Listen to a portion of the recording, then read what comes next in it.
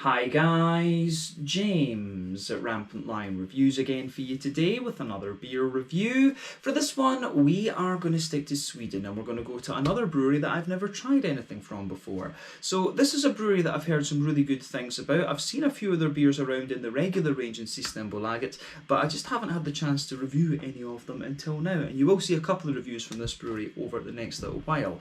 But the one that we're going to have a look at today is supposed to be very nice. This is a style that this brewery is supposed to do very well, so I have to say I'm quite curious to see how it turns out. So fingers crossed it's another good beer. Hopefully it makes for an interesting review, and I hope that you guys enjoy my take on this one as well. So yeah, for this review then, we are going to head to Åre in Jämtland County, which is about 2/3 of the way up Sweden and quite close to the Norwegian border, well known as a ski town in fact. And we're going to have a look at my first beer from Svartbergets Fjällbryggeri, or the Black Hill Mountain Brewery, if you want to translate the name into English. But this beer comes from their Lupulin project. It's number 2 in that series. It's called the Undercover Mission Double IPA, 8.5% of this one. I'm not 100% sure exactly what kind of double IPA this one is going to be it West Coast or New England or whatever, but I'm sure we'll be able to figure that out from the flavour and the aroma. But yeah, curious to see how it turns out. I do have another beer in the fridge from these guys already, as part of the Lupulin project as well. And I do have another one arriving, I believe, in my August local order from Systembolaget as well. So you'll see another 2 reviews from these guys over the coming weeks. So yeah, let's see how we go with this one then. Very curious about this, and nice to kind of finally pop the cherry with Svartbergets Fjällbryggeri as well. I've had quite a few requests to do a few things from these guys as well. But yeah, let's go for it and see how we get on. So, as always with my reviews, I'll tell you a little bit about the brewery before we taste the beer. If you want to get straight to the tasting, just fast forward. All the usual links are in the video description below. That's the brewery website, the link to my other reviews that I'll do in the future from Svartbergets Fjällbryggeri. Very first time I'm trying one of their beers, as I mentioned. But there's all the usual social media down there. If you want to see more reviews, do please consider subscribing to the channel. The whole channel, of course, has a geography-based tagging system, so you can go into the homepage and search for beer based on country, city, state, county, province, prefecture, whatever it is you happen to be interested in. Do check out the playlist of beers from different countries. There is one there for all the Swedish beers that I've reviewed for you. That's constantly being added to, and as always, please do get in touch and let me know some of the other beers and breweries that you guys would like to see me review. It's always great to hear from you guys that are watching the videos, and the support that you show the channel is hugely appreciated. So anyway, to tell you a little bit about Svartbergets Fjällbryggeri then, on to my brewery notes. So, Svartbergets Fjällbryggeri, as I've mentioned to you already, are based in Åre in Jämtland County, and the company was founded back in 2017. So the brewery was originally based in the basement of the Åre Ski Inn restaurant, and the main man behind the brewing is Philip Hafstad, who had been a home brewer for about 6 years previously, and he joined the company after a period of working in Asia. But the restaurant is a family business, and it was founded in 1980 when Arne Hafstad built the restaurant on the hill.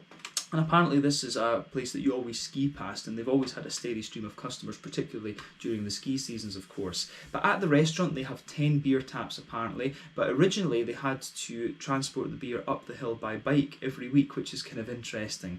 But after they established the brewery in the basement of the restaurant, which proved to do very, very well, in 2019, owing to the success of their beers, they decided to invest a bit more in the brewery business, and they opened up a second and larger production facility in Djured, which is equipped with a 2,000 litre brewing system, and at this point they also hired Sebastian Tornius as the brewer. But they've gradually expanded the output, and over the course of 2020 they produced around 100,000 litres of beer in total. But they estimate that in the Djured facility they could eventually produce in the region of 350,000 litres of beer, which is pretty impressive actually. You do get quite a few of these breweries out in the sticks, if you like, that can produce quite a lot of beer. But as of July 2021, when I'm filming this review for you, these guys have produced around 50 different kinds of beer, and it seems to be that they're releasing a new one every month at least, through the local Osmoskalig actually. So yeah, that is definitely worth checking out going forward. But like I say, you will see another review from these guys within a couple of weeks, and then I've also got one in the August local småskalig coming as well. But yeah, that's all I can really tell you about Svartbergets Fjällbryggeri for the moment. If you want to learn more about these guys, you can of course check out the brewery website. You can follow them on Facebook and Instagram to keep up to date with all the latest goings on, and you can check out the Rate Beer, Untappd and Beer Advocate pages to learn a little bit more about all the different beers that these guys have done. So yeah, that is it for your history section in this one. I think it's about time that we get on and have a look at the beer itself. So as you can see, the artwork on this one is pretty distinctive actually, and a lot of the artwork you'll find on these beers is kind of similar. So you'll always get them in the black cans, which makes sense because you know it's the Black Hill Mountain Brewery. But there you can see the guys kind of hiding under the what looks like beer bottles, which is kind of funny. But you can see Undercover Mission, Double IPA, and also Lupulin Project number 2. So yeah, the handcrafted beer from Åre, Sweden. There you go. Oh, from Åre, Sweden. But yeah, this beer I believe cost 40 Swedish kronor. It's a 330ml can, of course. So 40 Swedish kronor translates to roughly €4. Somewhere in the region of like £3.50 sterling, I guess we could say. Maybe a little bit less, and also I guess maybe $4.75 American, just so that those of you watching in different parts of the world have a wee bit of a price reference. But yeah, certainly curious to see what it has in store for us, and hopefully it's another good beer. But yeah, an 8.5% double IPA, this one, Lupulin Project number 2, the Undercover Mission double IPA. Black top on the can. Let's get this guy out and we'll get on with the tasting then. Let's see how we go with this one. So, oh, you can smell some lovely hoppy character on that already, but let's get this guy out and into the glass. Now I'm guessing, from the appearance of this one, this is probably going to be a New England IPA. Let's just have a little look at the ingredients list. Corn malt, Vetemalt, so yeah, interesting. You don't need oats to make it a New England, but it certainly looks like a New England, of course, but just barley and wheat malt base in this one. So yeah, this looks pretty interesting actually. So, lovely. Before the head disappears on this one then, you can see that it's poured with about a half finger of a frothy, I would say cream coloured head. That's going to fade away I think pretty soon though. But it certainly looks quite nice. Nice and frothy I would say, but pretty much exactly what you would expect from kind of a modern IPA, I guess we could say. In terms of colour, this one is a lovely, very bright. It's like a kind of rich yellow, this one. It's almost like a slightly mixed tropical fruit juice, you know, a little bit like a kind of pineapple, mango type juice. It's got a little bit of that kind of mixed fruit juice colour to it, I would say. But yeah, there's one or two big bubbles sticking towards the side of the glass, a few little ones going up towards the bottom of that head there. But I mean, overall, it does look pretty nice actually. I do like how this one appears. But yeah, the colour of these beers, remember, depends on 1, the type of malts that you use. That determines the magnitude of the colour of your beer. 2, the length of your wort boil. The longer you boil the wort, the more the sugars caramelise, and thus you get a darker colour of beer.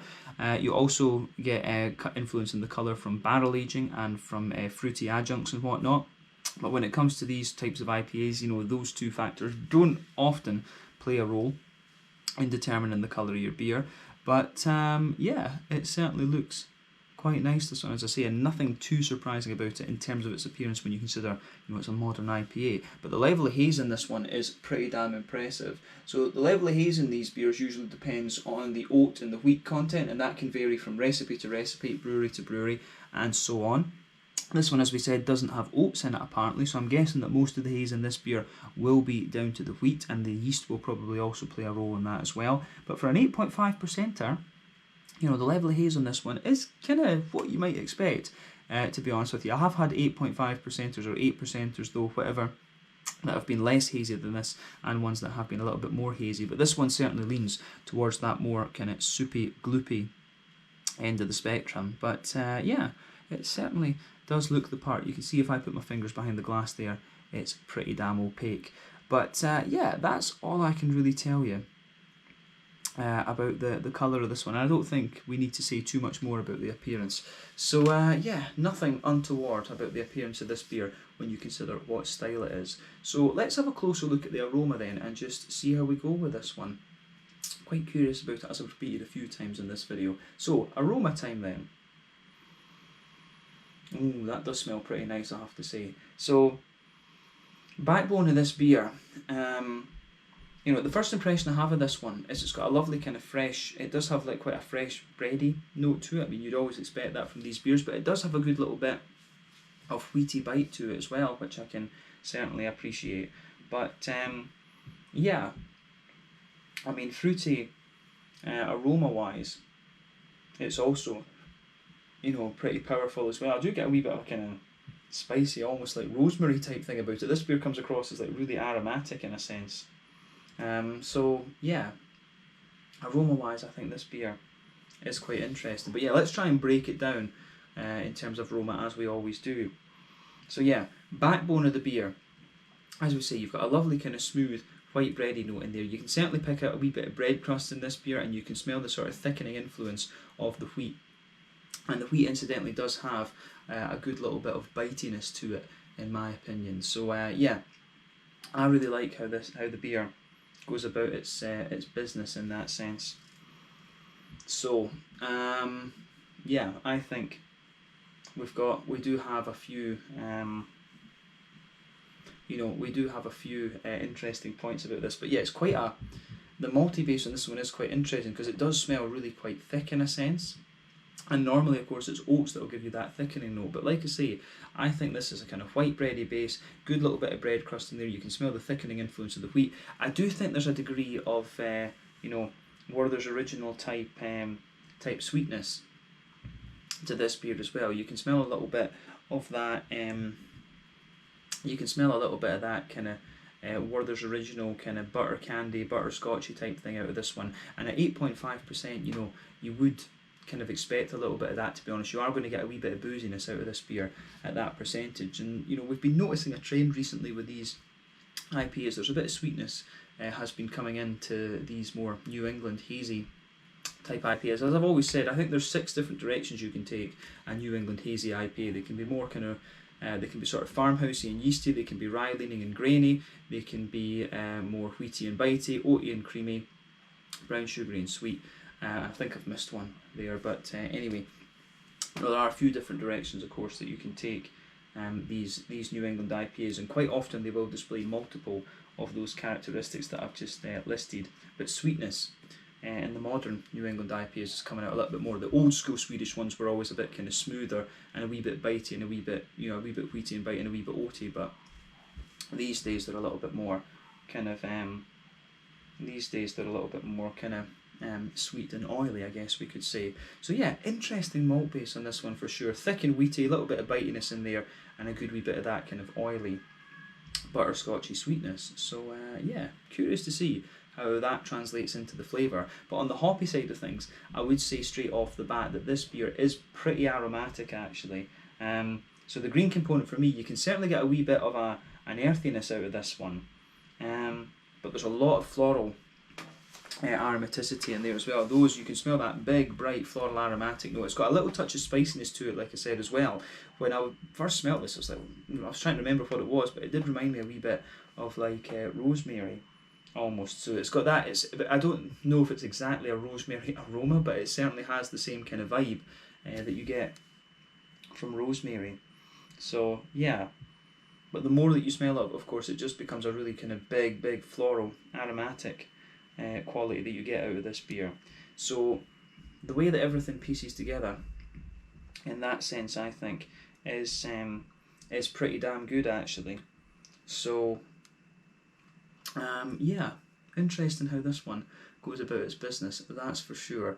So on the as we say, on the kind of the grassy side of things as well, it does have a fair wee bit of a grassy quality to it, and I would say that it's actually quite citrusy and zesty in there, but I really find this beer to be more kind of floral and aromatic rather than anything else. But yeah, in terms of the fruity side of the beer as well, I think it works really quite nicely. So yeah, fruity side of the beer for me, you've got a little bit of a kind of passion fruity pungency to this one. You can certainly get some nice big oily mangoes out of it as well, that's for sure. You've got all these little subtleties in there, like you've got all of these kind of apricot-y notes as well, a little bit of kind of pineapple, but I get quite a wee bit of a kind of oily orange out of this one. I'd be curious to know what hops have been used in this.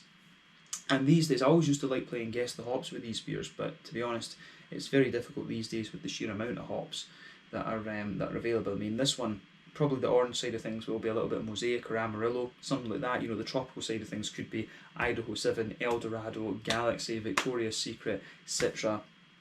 You know, there's more out there as well that will give you these kind of elements to it. But yeah, for me, a little bit of pungent passion fruit in there, a nice oily mangoey note to it as well, some apricot, bit of lighter pineapple, then a juicy as I say, a juicy, oily, zesty kind of orangey note in there as well. I do wonder about Amarillo. There's just something telling me that the orange side of things could be Amarillo. That was always one of my favourite hops back in the day. But well balanced, I think, between the kind of citrusy side of things and the more tropical side of the fruit. But yeah, I like how this one goes together. I do like how this one goes together. So yeah, I think that's all we really need to say about the aroma of this one. We should get stuck into it and have a taste of the beer now. So yeah, this one is the Undercover Mission Double IPA, an 8.5%er from the Lupulin Project, number 2 in the series at Svartbergets Fjällbryggeri, the Black Hill Mountain Brewery, if we can call it that, from Åre in Jämtland here in Sweden. My first go at one of their beers, and it certainly smells interesting, so take a bit of time to ponder that aroma over. But let's get a try of this beer in then. Slàinte, skål, cheers.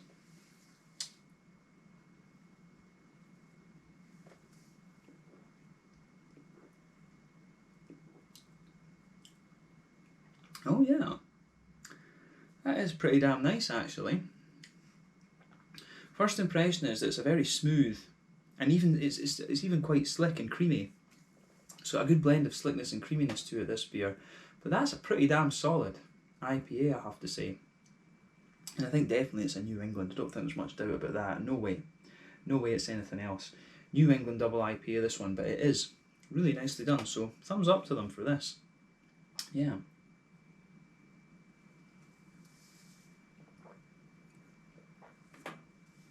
Yeah, it's got everything you would want actually. So yeah, certainly gives me everything I would want from a New England double IPA, that's for sure. So yeah, just on the basis of my first little taste of this beer, I think, you know, what I'd been hearing about this brewery being pretty solid within this style bracket, within the IPA style bracket, is pretty good. So maybe I need to try a few different styles from them, like an Imperial Stout and a West Coast IPA, or even a lager at some point. We'll need to have a look at those. But yeah, this beer does get a thumbs up from me, that's for sure. But yeah, let's try and break this down then and just see how we go.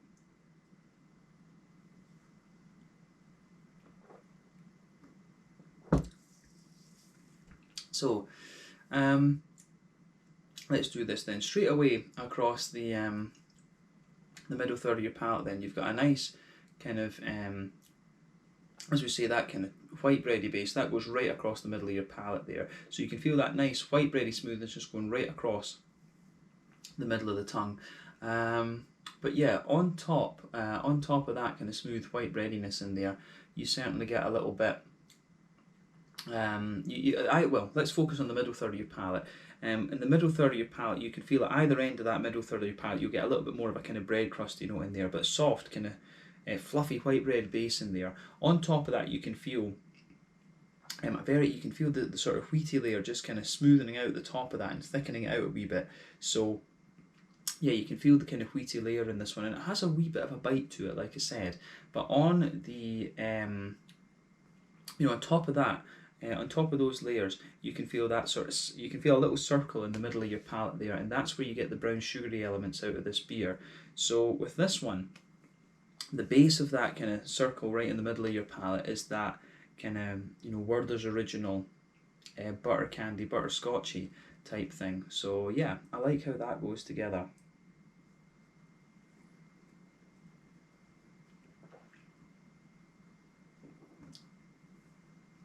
So yeah, I think that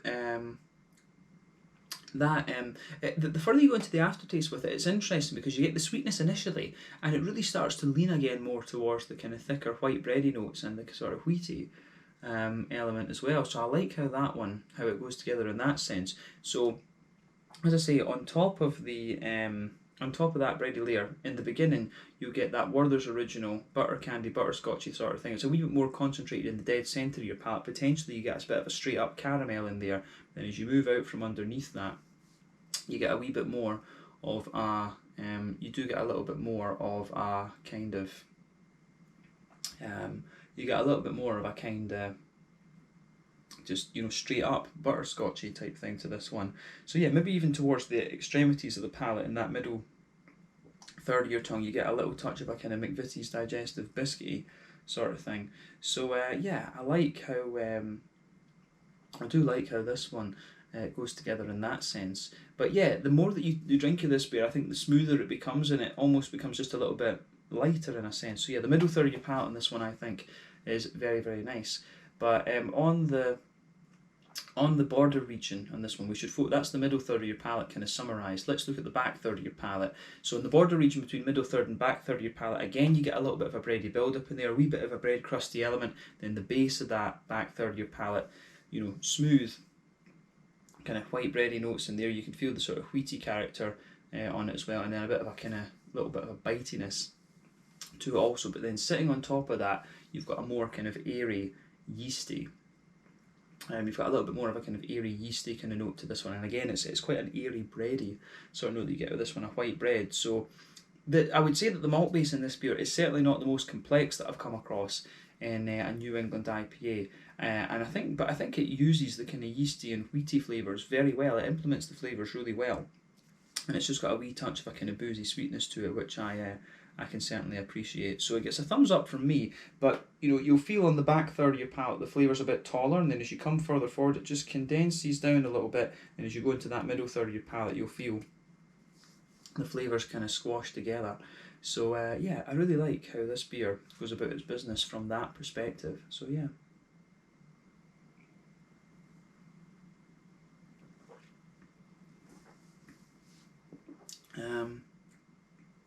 But yeah, I think the malty side and the yeasty side of things in this one is really nicely done. It starts off, as I say, a little bit sweeter, but I think it starts to lean a little bit more towards the kind of more old school bready sort of side of things the later as you go. But then again, the sweetness does come out a wee bit more in the aftertaste. But I mean, whatever, the malt base in this one I think is quite nicely done. I'm impressed with the backbone of this beer. But let's focus on the hoppy side of things then. Back corners of the palate, there's certainly a wee touch of earthiness there, but as you move further forward, it very quickly becomes kind of floral and aromatic, and that sits there until you get all the way to the front kind of corners of the palate there, and it's big and floral and aromatic. Round the front curve of the tongue, it's certainly a little bit kind of lighter and grassy and things. So yeah, I can appreciate how that goes together in this beer as well. So yeah, the green component in this one I think is very nice actually.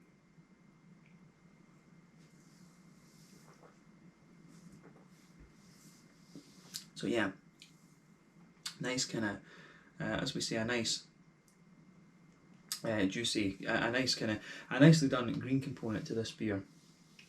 I have to say, I like how this one goes about its business, that's for sure. Yeah, and I think it's not too bitter either. It's got a wee bit of a kind of bite to it, but not overly much, I would say.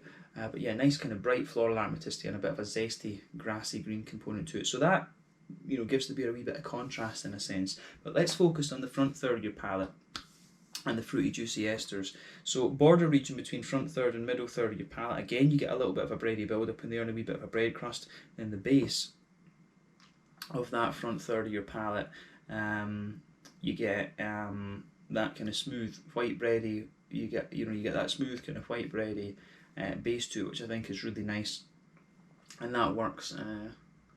That works well. So yeah, I think it's fair to say the base of that front third of your palate is quite smooth and bready, but then sitting on top of that you've got that nice kind of oily bubble there. You've got a little bit of that kind of juicy bubble which just rolls out across the front third of your tongue, and that's where you get the kind of juicy elements to the beer. yeah, I think it goes together really well in a sense. So towards the back of that front third of your palate, then on the fruity side of things, you can feel there's, as I say, quite a bit of a bready character to it, but you get quite a pungent. You get a bit of a more kind of pungent passion fruity element out of this one. But as you move further forward from it, it's a little bit more kind of you get a bit more of a kind of oily mango quality out of this one.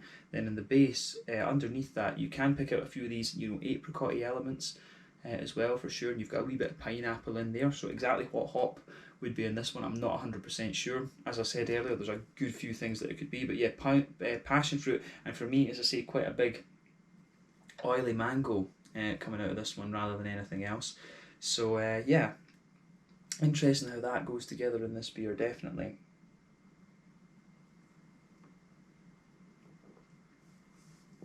But then as you move into the front half of that front third of your tongue, that's when you get the more oily, orangey notes out of this one.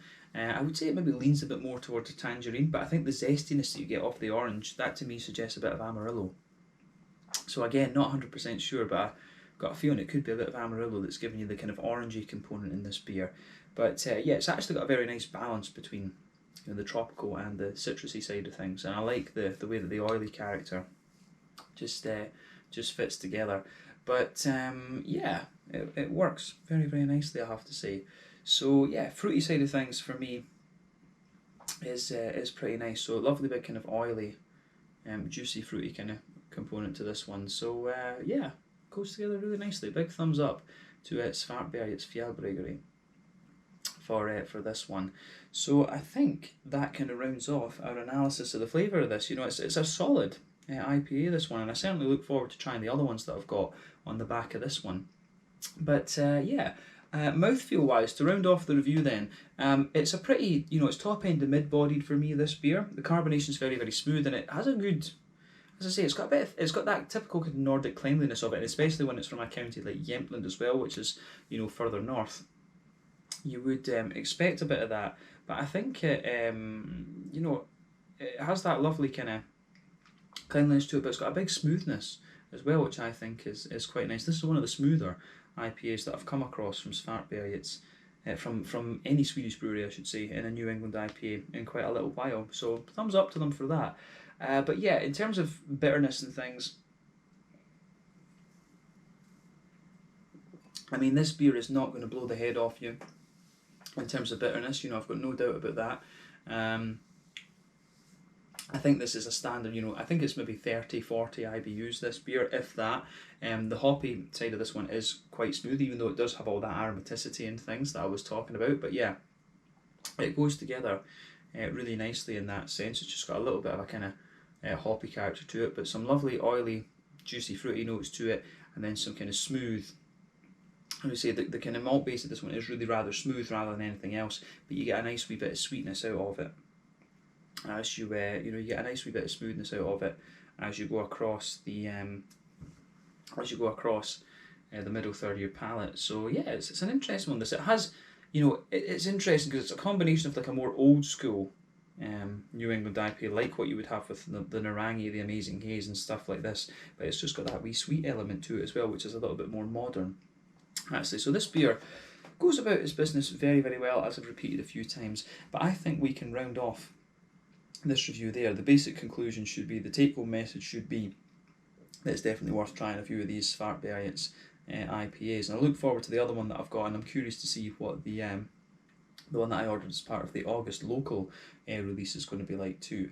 But yeah, this one was the Undercover Mission Double IPA 8.5%er Lupulin Project, number 2, from Svartbergets Fjällbryggeri in Åre, Jämtland here in Sweden. Interesting beer, this one, and I've enjoyed sitting down to review this for you. Nice to pop the Svartbergets cherry finally as well. But yeah, let's leave it there. Once again, thank you for watching my beer reviews. Until the next time, please like, subscribe, share, all the usual YouTube stuff. Let me know your own thoughts on this beer in the comments section below. Let me know what your favourite beers are from Svartbergets, and like I said, we will return to these guys at some point in the very near future. So thank you, check out my social media, check out their social media, and see you soon. Slàinte, skål, cheers, and we'll catch you in the next video.